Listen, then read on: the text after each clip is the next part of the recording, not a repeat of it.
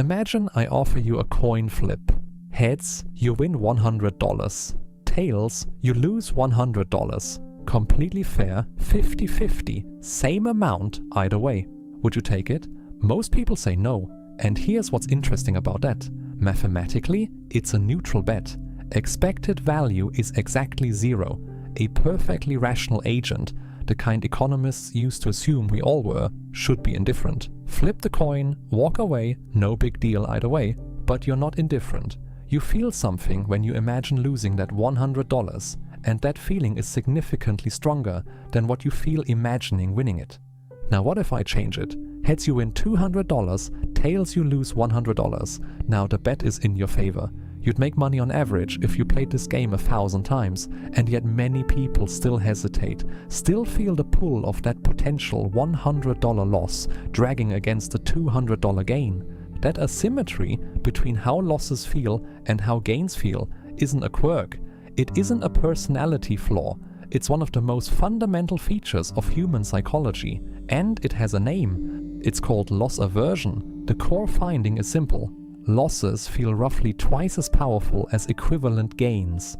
Losing $100 doesn't just feel bad, it feels approximately twice as bad as finding $100 feels good. The pain of losing something is psychologically larger than the pleasure of gaining the exact same thing. This was first described by psychologists Daniel Kahneman and Amos Tversky as a central part of their prospect theory, published in the journal Econometrica in 1979, and widely considered one of the most influential papers in the history of the social sciences.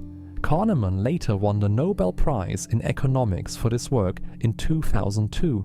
Tversky had died in 1996 and wasn't eligible, though the Nobel Committee acknowledged his co-authorship. The key phrase from their work, "Losses loom larger than gains." It sounds almost too simple, but follow it through to its implications in money, in relationships, in everyday decisions, and you start to see it everywhere.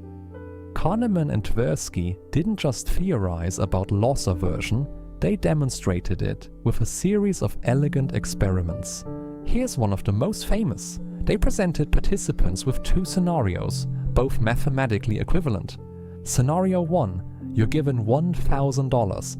Now choose between option A, a 50% chance to win an additional $1,000. Option B, a guaranteed $500. Scenario 2, you're given $2,000. Now choose between option C, a 50% chance to lose $1,000. Option D, a guaranteed loss of $500.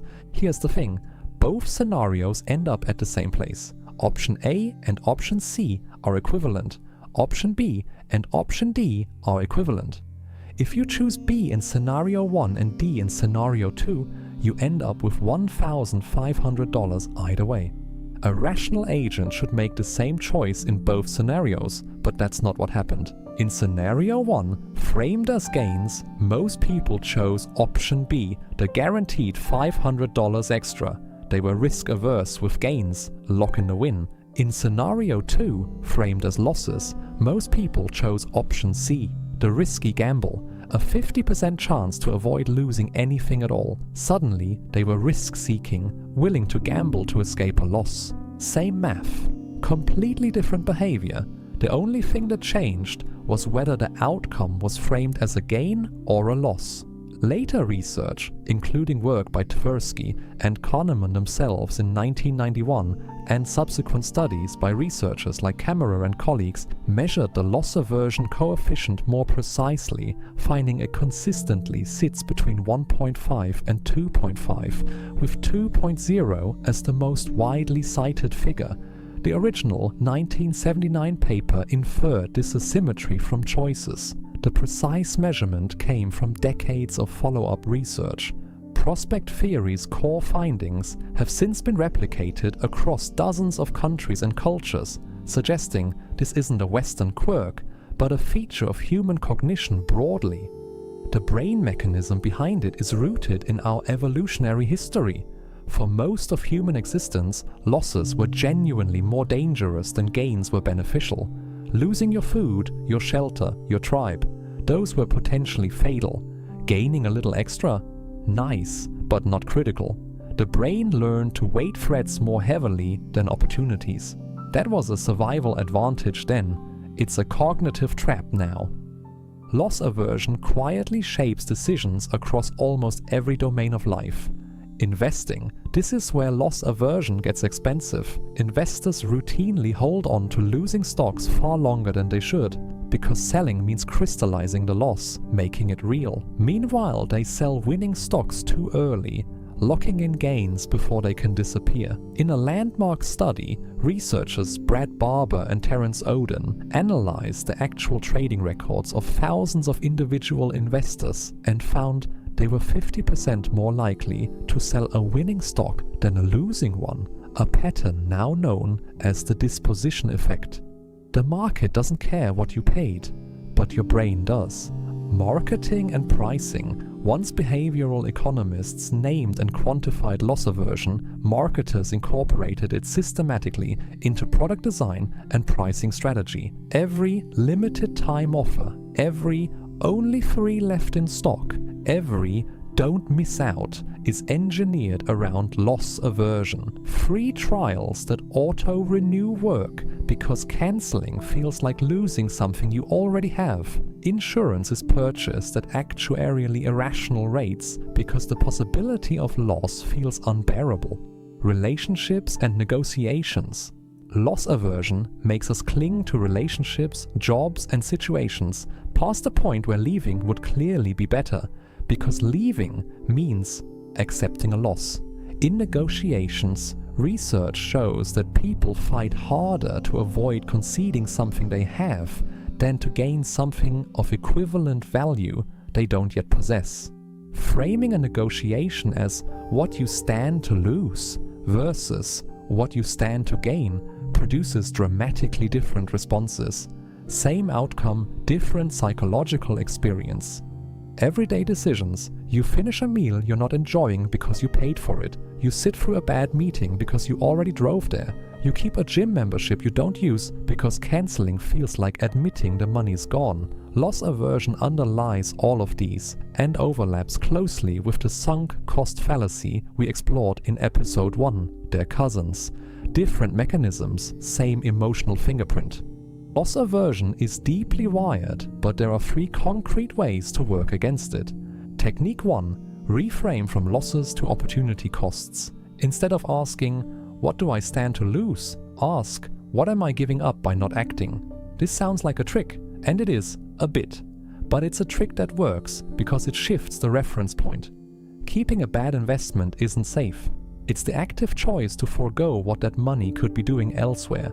Staying in a job you dislike isn't avoiding a loss, it's spending months of your life.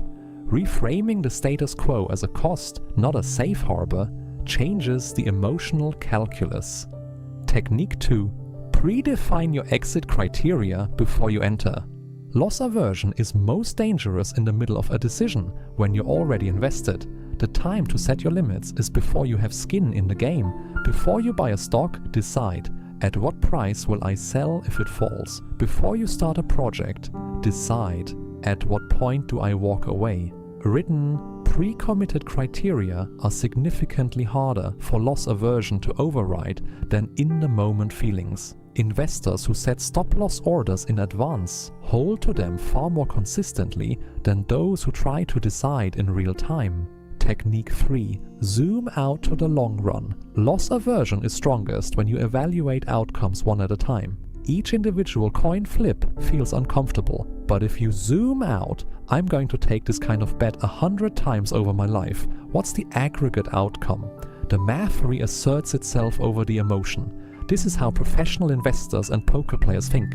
Not, did I win this hand? But am I making good decisions over the long run? Individual outcomes are noise. Process and expected value are signal.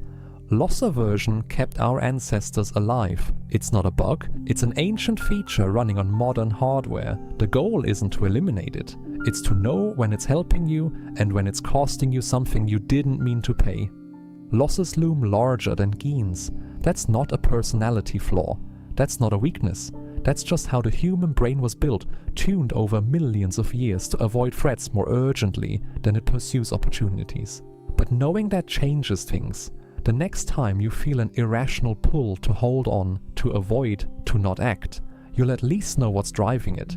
And sometimes that's enough to make a different choice. If this series is making you think differently, subscribe. We've covered sunk cost, Dunning-Kruger, the bystander effect, and now loss aversion. Next up is the last of our Tier 1 topics, the Milgram experiment.